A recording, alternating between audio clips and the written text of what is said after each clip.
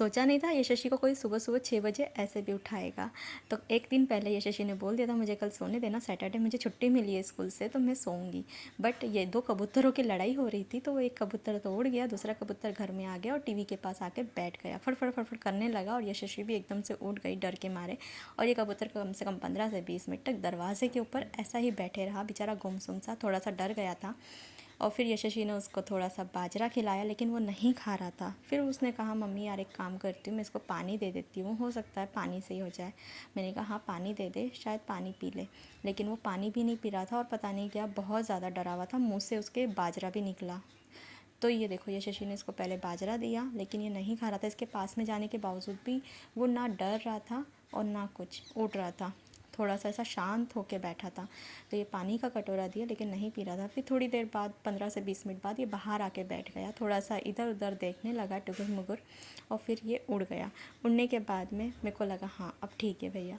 कौन कौन को ऐसा लगता है यार, किसको लगता है कि कबूतर का आना अशुभ होता है? मेरे लिए तो नहीं होता है, मेरे लिए हर प्राणी हर जानवर भगवान का स्वरूप होता है। क्योंकि घर में बोलते नहीं पता नहीं किस रूप में नारायण आ जाएगा, आज वैसा ही हुआ।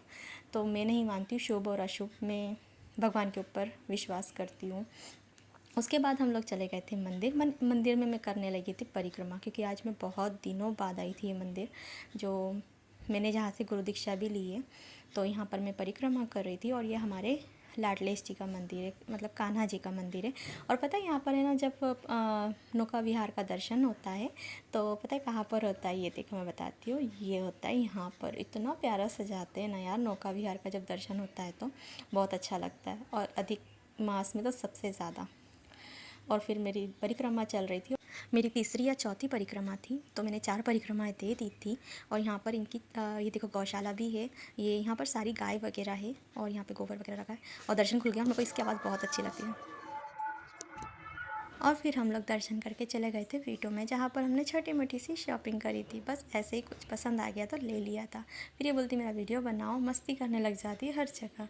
तो ये देखो इसकी मस्ती कैसी चल रही थी जब तक कि बिलिंग हो रही थी ये। उसके बाद हम लोग निकल गए यहाँ से। तो मैं यहाँ पे एक छोटा सा वीडियो लेने लगी, मैंने कहा ये इसका नाम क्या है? Value of variety. फिर यहाँ पर हमको दिखी पीतल के तपेले में चाय उकलती हुई कोयले के ऊपर। तो मना थोड़ी ना कर सकते यार, कोई पूछे चाय पी रहे हो क्या? तो हम लोगों ने यहाँ पे थोड़ी सी चाय पी, थोड़ी सी नहीं मतलब पी, अच्छी लगी। इसका टेस्ट बहुत अच्छा था, इतनी उकाल रहा था, इतनी उकाल रहा था जैसी कोई हद नहीं। फिर मैं घर आई और ये मेरे बच्चे मेरे पास आए। इनका हमेशा चलता रहता है, ये देखो ये ना चिड़िया, ये गिलहरी इसको मार रही है। इनको सेव के दीवाने हैं। और पता है मेरी सेव में है ना वो नहीं है, जो बाहर की सेव में होता है ना, क्या बोलते हैं, सोडा और कास्टिक सोडा डालते हैं और बहुत सारे केमिकल भी डाल देते हैं।